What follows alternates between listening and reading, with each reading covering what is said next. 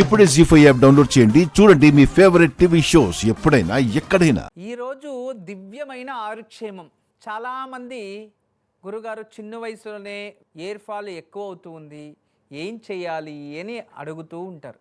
చాలామంది ఇక కెమికల్స్తో కలిసిన రంగులు కూడా తలకు రాసుకుంటూ ఉంటారు. అయితే ఈరోజు మీకు మీ జీవితంలో మర్చిపోలేని అద్భుతమైన ఆయుర్క్షేమం తెలియచేస్తా, వినండి. ఈ చెట్టు పేరు తెలుగులో నీలి చెట్టు అంటారు. నీలి చెట్టు చూర్ణము, నీలి చూర్ణము అని కూడా పేరు. ఇంగ్లీష్లో వచ్చి ఇండిగో లీఫ్ పౌడర్, చూర్ణము అనొచ్చు.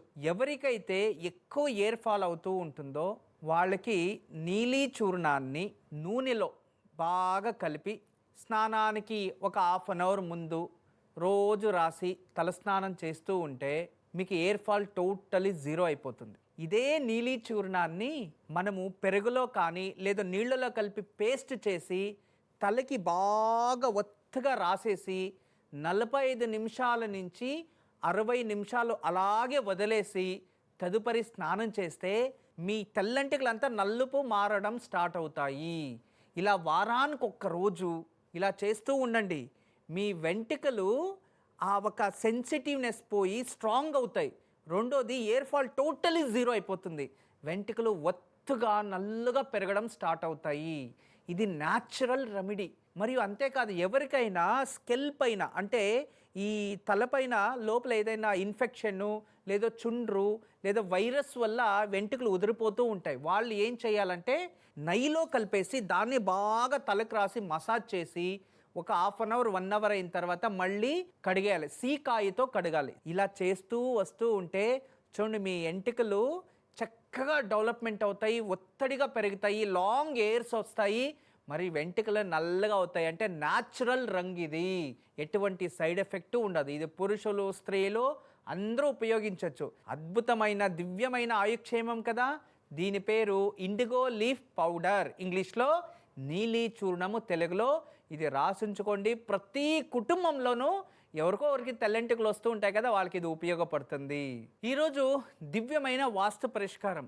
చాలామంది ఇళ్లల్లో పిల్లలు బాగా చదువుతూ ఉంటారు, మంచి భార్య మంచి భర్త, అన్యూన్యమైన కుటుంబం, డబ్బులు బాగా సంపాదిస్తూ ఉంటారు, కానీ డబ్బులు నిలవట్లేదు. ఏదో ఒక సమస్య వచ్చి బయటికి వెళ్ళిపోతూ ఉంటుంది. అది ఎక్కడి నుంచి సమస్యలు వస్తాయో వాళ్ళకే అర్థం కాదు. అది ఎలా ఉంటే డబ్బులు అయితే బాగా సంపాదిస్తూ ఉంటారు, ఎవరో బంధువులు వచ్చి సహాయం కోరడమో, లేదా ఇంకొకరు వచ్చి ఇంకొక సహాయం కోరడమో, లేదా ఇంకో దానికి ఇన్వెస్ట్మెంట్ చేయడమో, ఇలా అయిపోయి ఏదో ఒక రకంగా నష్టం అవుతూనే ఉంటుంది. ఎంత కష్టపడినా ఇంట్లో డబ్బులు నిలవట్లేదు.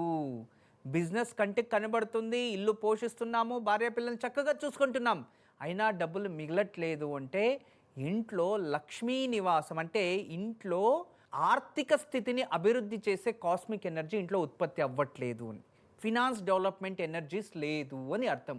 అటువంటి సమయంలో మనం ఏం చేయాలంటే శ్రీవాస్తు యంత్రాన్ని పరమటి దిశ వాళ్ళకు కానీ లేదో ఉత్తర దిశ వాళ్ళకు కానీ తగిలించేయాలి అంతే. పూజ గీజ ఏం చేసేదొద్దు. పరమటి దిశ గోడకు కానీ ఉత్తర దిశ గోడకు కానీ శ్రీవాస్తు యంత్రం తగిలిస్తే ఇక లక్ష్మీ బూరయ బూరయ అంటే ఇంకా ఆ ఒక కాస్మిక్ ఎనర్జీ అనేది ఈ ఫినాన్స్కి ఎనర్జీ ఏదైతే ఉంటుందో దాన్ని ఎక్కువ రిలీజ్ చేయడం మొదలు పెడుతుంది. అప్పుడు ఆటోమేటికల్లీ ఇంట్లో తెలియకుండానే 100, 1000, 10,000, 1,00,000 తర్వాత ఏదైనా బంగారు ఆభరణాలు ఇలాంటివి ఒక్కొక్కటే అక్కడ స్టోర్ అవ్వడం ప్రారంభమవుతుంది. జీ5 యాప్ డౌన్లోడ్ చేసి అన్ని ఎపిసోడ్స్ పూర్తి ఉచితంగా చూడండి.